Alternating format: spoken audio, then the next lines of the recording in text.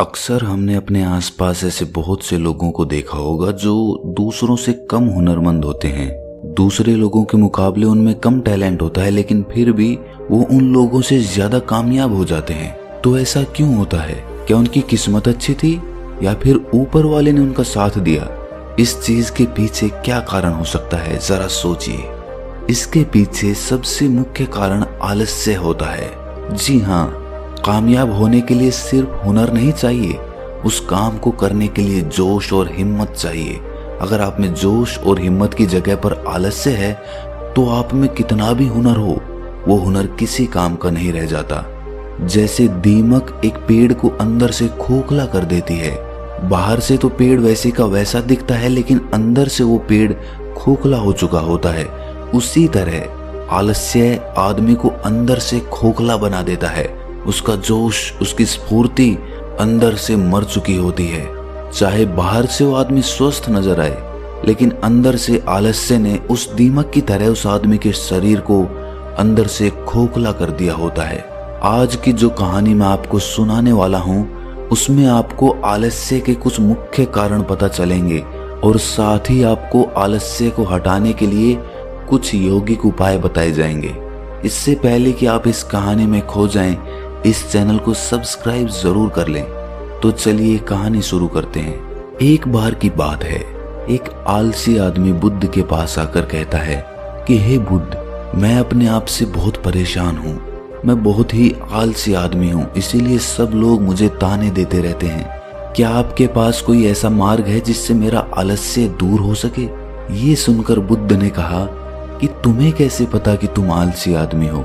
इस बात का उत्तर देते हुए वो आदमी बोला कि हे बुद्ध, सब लोग मुझसे कहते रहते हैं कि तू बहुत आलसी आदमी है, तुझसे कोई काम ठीक से नहीं होता, तू हर काम को टालता रहता है और भी ना जाने क्या क्या बातें कहते रहते हैं। यहाँ तक कि मेरे परिवार के लोग भी मुझे आलसी आदमी कहकर पुकारते हैं। ये सुनकर बुद्ध उस आदमी से पूछते हैं कि तुम्हारे पास आलसी होने का कोई प्रमाण है? क्या तुम ये सिद्ध कर सकते हो कि तुम एक आलसी आदमी हो? ये सुनकर वो आदमी कहता है कि हे बुद्ध, मैं कभी भी सुबह जल्दी नहीं उठ पाता और हर काम को टालता रहता हूँ। मुझे लगता है कि आलसी होने के लिए ये प्रमाण काफी होगा। इस आदमी की बातें सुनकर बुद्ध कहते हैं कि आलस्य को समझने के लिए हमें ये जानना होगा कि आलस्य क्या है और वो किसी आदमी के शरीर में कैसे जन्म लेता है। अगर कोई आदमी किसी काम में पूरा मन नहीं लगा पा रहा, उसमें उस काम के प्रति जोश नहीं है, उत्साह नहीं है, तो उसका कारण आलस्य होता है। आलस्य जोश और उत्साह का विपरीत होता है। इसे समझने के लिए हमें ये जानना अति आवश्यक है कि आलस्य आदमी के शरीर में दो स्तर पर जन्म लेता है, शारीरिक स्तर और मानसिक स्तर। ये कहते हुए बुद्ध ने उसे समझाना शुरू किया कि सबसे पहले शारीरिक स्तर पे आलस्य को समझते हैं।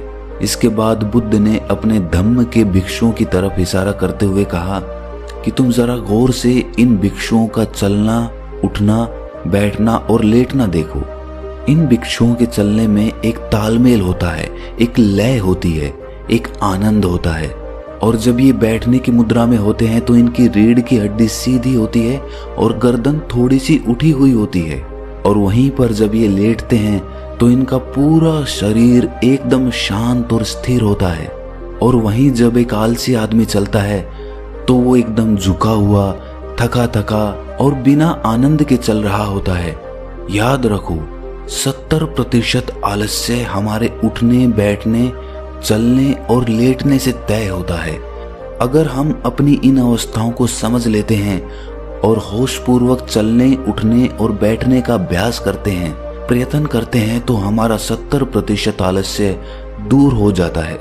शारीरिक स्तर पर आलस्य का दूसरा मुख्य कारण होता है सही नींद ना लेना। अक्सर हमें पता ही नहीं होता कि हमें कितनी देर सोना है। याद रखो, एक मानव शरीर को सीमित समय की नींद लेनी चाहिए। अगर वो सीमित समय से ज्यादा नींद लेता है तो भी वो आलस्य का शिकार होगा, और अगर वो सीमित समय से कम नींद लेता है तो वो आलस्य का शिकार होता ही है। ये सुनकर वो आदमी बोला कि हे बुद्ध, एक मानव शरीर को कितनी नींद लेनी चाहिए? इसका उत्तर देते हुए बुद्ध ने कहा कि एक मानव शरीर को 6 से 8 घंटे की नींद लेनी चाहिए। अगर आपका शरीर ज्यादा थका हुआ नहीं है तो 6 घंटे की नींद, अगर ज्यादा थका हुआ है तो 8 घंटे की नींद। इसी के साथ ये भी ख्याल में रखना चाहिए कि सोने के लिए रात का समय निर्धारित किया गया है। कुछ लोग दिन में ही सो जाते हैं, जिसकी वजह से धीरे धीरे आलस्य उनके अंगों में समाने लगता है। शारीरिक स्तर पे आलस्य का तीसरा मुख्य कारण है सुबह जल्दी ना उठ पाना। पूरी प्रकृति, यहाँ तक कि पेड़ पौधे और पक्षी भी सुबह सूर्य उदय होने से पहले जाग जाते हैं। ये हम पक्षियों को देखकर भी समझ सकते हैं कि प्रकृति ने मनुष्य के जागने का कौन सा समय निर्धारित कर रखा है। अगर हम सुबह जल्दी उठते हैं, सूर्य उदय होने से पहले उठते हैं, तो हमारे शरीर में एक स्फूर्ति होगी, एक ताजगी होगी और हम हर काम में अपना मन लगा पाएंगे। ये सुनकर वो आलसी आदमी बोला कि हे बुद्ध, लेकिन मेरा काम ऐसा है जो मैं रात में कर पाता हूँ। इसी वजह से मैं रात में सही समय पर नहीं सो पाता और सुबह जल्दी नहीं उठ पाता। तो जिन लोगों का काम रात में होता है वो सुबह कैसे जल्दी उठ पाएंगे? ये सुनकर बुद्ध कुछ सोच विचार करते हैं और उसके बाद कहना शुरू करते हैं कि जिन लोगों का काम रात में होता है उन्हें अपना काम पूरा मन लगाकर करना चाहिए, और यदि ऐसे लोग रात में काम करके दिन में भी सोते हैं और सीमित समय की नींद लेते हैं तो वे भी आलस्य से बच सकते हैं। लेकिन रात में जितनी गहरी नींद आती है उतनी गहरी नींद दिन में नहीं आ पाती, क्योंकि दिन में शोर शराबा ज्यादा होता है जिससे आदमी गहरी निद्रा में नहीं जा पाता। इसीलिए जो आदमी दिन में सोता है उसे कुछ ऐसी व्यवस्था करनी चाहिए जिससे बाहर का शोर शराबा उसकी नींद में बाधा ना बन सके। इसके लिए वो अपने कानों में रुई वगैरह ठूंस सकता है जिससे बाहर की आवाज उसके कानों में ना पड़े और वो गहरी निद्रा ले पाए। शारीरिक स्तर पे आलस्य का अगला मुख्य कारण होता है भोजन। सही समय पर और सही भोजन करना शरीर के लिए अति आवश्यक होता है।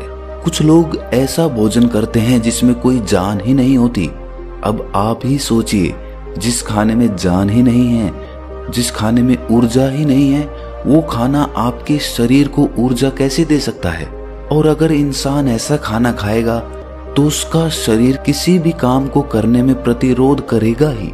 अक्सर गलत समय पर उल्टा सीधा भोजन करने से आदमी का मोटापा बढ़ता चला जाता है और एक पतले इंसान के मुकाबले एक भारी शरीर वाले इंसान के शरीर में ज्यादा आलस्य पाने की संभावना हो जाती है।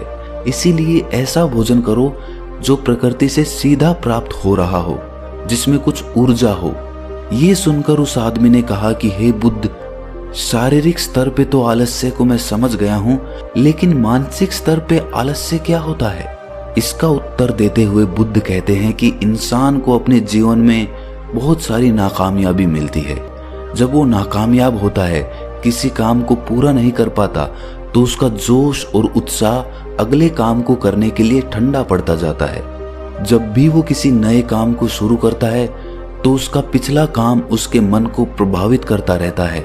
इसीलिए वो नए काम को पूरे जोश और उत्साह के साथ और पूरा मन लगाकर नहीं कर पाता, और यही आलस्य का कारण बन जाता है, जिसकी वजह से वो नया काम भी पूरा नहीं हो पाता, क्योंकि उसमें उसका पूरा मन और पूरा जोश नहीं लगा होता है।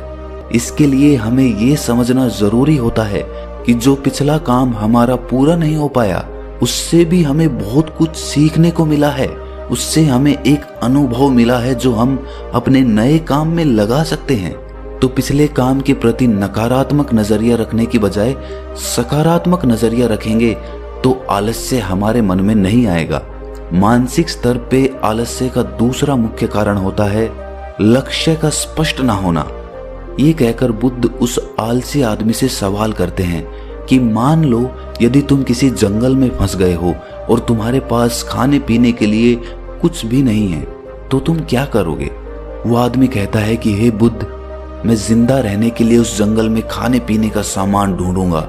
ये सुनकर बुद्ध कहते हैं कि अगर तुम्हें फिर भी खाने पीने का सामान नहीं मिलता तो?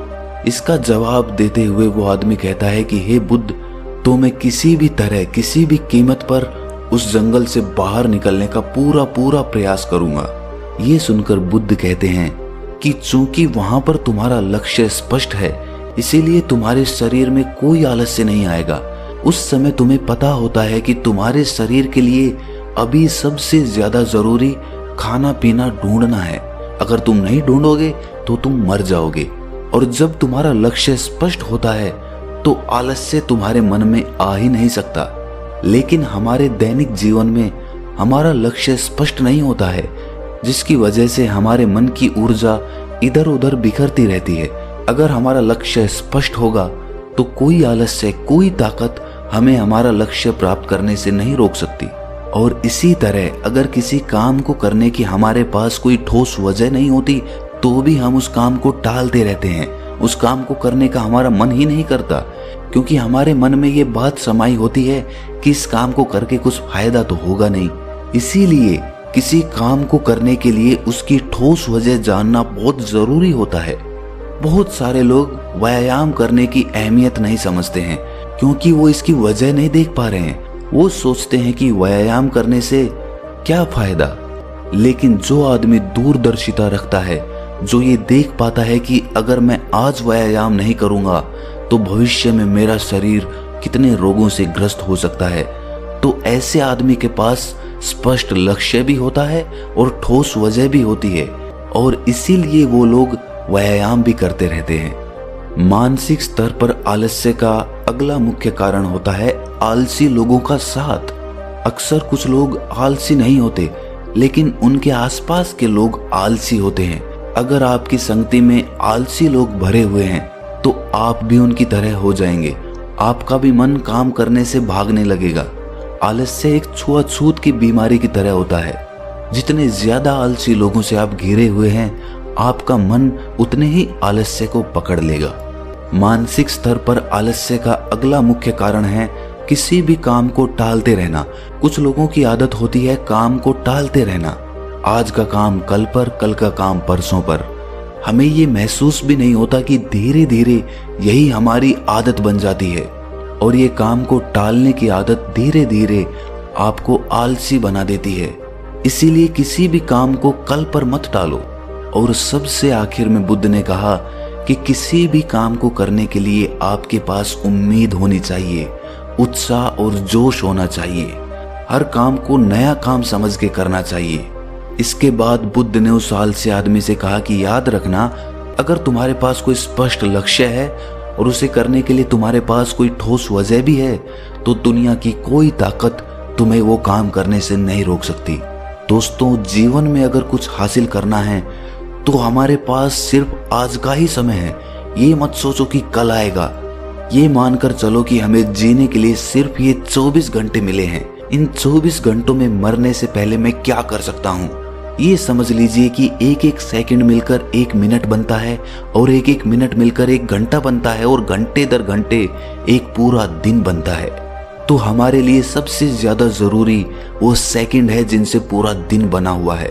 इसीलिए अपनी किसी भी सेकंड को बर्बाद मत करो, क्योंकि एक बार जो घड़ी बीत गई वो वापस लौट कर कभी नहीं आती। तो दोस्तों, कैसी लगी आपको ये कहानी कमेंट सेक्शन में जरूर बताना, और अच्छी लगी तो इस चैनल को सब्सक्राइब जरूर कर लेना। तो मिलते हैं अगली कहानी में, तब तक के लिए अपना ख्याल रखें।